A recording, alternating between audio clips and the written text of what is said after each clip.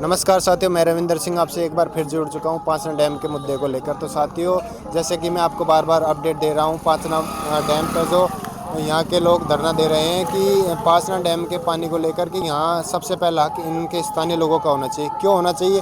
क्योंकि इसमें यहाँ के स्थानीय गाँव हैं, इनके लोग हैं, उनकी ज़मीनें गई हैं, तो उनके सबसे पहला हक इनका ही होना चाहिए, ऐसा हमें सुनने को मिला। और भी हम यहाँ बातचीत करते हैं, यहाँ के स्थानीय लोग मिले हैं, इनसे बात करते हैं। नमस्कार जी। नमस्कार जी। तो आप बताओ, जो आप लगभग देखा जाए 20 या 30 दिन हो चुके हैं इसको धरना को देते हुए, किन कारणों के कारण धरना देना पड़ रहा है किसानों को? देखिए पत्रकार महोदय, सबसे पहले तो आपका बहुत बहुत धन्यवाद जो आप यहाँ धरना स्थल पर आते हो और एक मजदूर किसान वर्ग की जो आवाज़ शासन और प्रशासन तक पहुँचाते हो। ये धरना पिछले 15-20 दिन से लगातार चल रहा है पानी के मुद्दे पर। ये जो पांचना बांध का निर्माण हुआ था 1977 के आसपास में, जो भरतपुर की साइड में जो बाढ़ क्षेत्र है उसको नियंत्रण करने के लिए बांध का निर्माण हुआ था, न कि ये नहरों के लिए हुआ था। तो अभी जो मुद्दा चल रहा है ये 39 गाँवों का, पहले पानी हमें 39 गाँवों की, इसमें हज़ारों बीघा ज़मीन गई है, इसमें कुएँ गए हैं, बहुत ज़मीन गई है लोगों की, कई गांव विस्थापित भी हुए हैं। तो पहले 39 गाँवों का इस पांचना बांध पर अधिकार है। जब तक इनके खेतों तक पानी नहीं जाएगा तब तक पानी की एक बूंद भी हम नहीं जाने देंगे।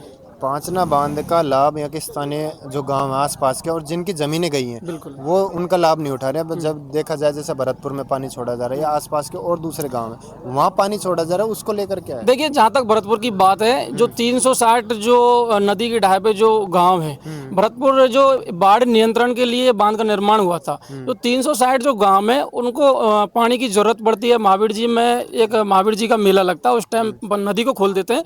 बाकी जो ज़्यादा जल स्तर हो जाता है, बांध को टूटने की ऐसी नौबत आ जाती है, उस कारण ओवरफ्लो जो पानी होता है उसको निकालने के लिए गंभीर नदी में पानी निकालते हैं, जिससे बांध की सुरक्षा रहे। और गंभीर नदी में 360 गांव है, उनका भी पानी की समस्या कहीं जूझ रहे हैं, जो जल स्तर वहाँ के भी लोगों की डिमांड है, तो इसलिए वहाँ पानी खोल देते हैं। बाकी इसका जो मेन जो अधिकार है पांचना बांध पर, वो 39 गाँवों का है। आंदोलन को लेकर ये ज़्यादा सुनने को मिल रहा है कि आंदोलन दो पक्षों में लेकर बट चुका है। एक जो गुर्जर पक्ष है जो कि यहाँ धरना दे रहे हैं, जिनकी ज़मीनें गई हैं और वो नहर रोक कर बैठे हैं। एक दूसरा पक्ष है जिनका नेतृत्व रामकेश मीणा कर रहे हैं, नेता कर रहे हैं। मेरा सवाल आपसे ये है कि आपके धरना प्रदर्शन में कोई बड़ा नेता या फिर कोई किसान नेता क्यों अब तक आपके धरना प्रदर्शन पर क्यों नहीं जुड़ पाया है? देखिए सर, किसान की कोई जात नहीं होती है, इसको जातिवाद टैग ना किया जाए। ये सभी जाति और सभी धर्म और सभी समाज के लोग आते हैं इस 39 गांवों में, सभी जाति धर्मों के लोग निवास करते हैं। सभी को पानी की जरूरत है। जल है तो कल है, जल है तो जल ही जीवन है। वही मैं कहना चाह रहा हूँ कि किसानों को धरना पर बैठे हैं, तो कोई किसान नेता या फिर कोई बड़ा नेता, विपक्ष नेता क्यों नहीं जुड़ पाया आपके साथ अभी तक? देखिए यहाँ जो किसान की आवाज़ उठाने के लिए सभी नेताओं का समर्थन है, और सभी नेताओं ने, स्थानीय हमारे विधायक साहब ने 50 करोड़ का बजट यहाँ के लिए जो लेफ्ट बनेंगी उनके लिए करवाया है। अभी उनका डीपीआर बनेगा।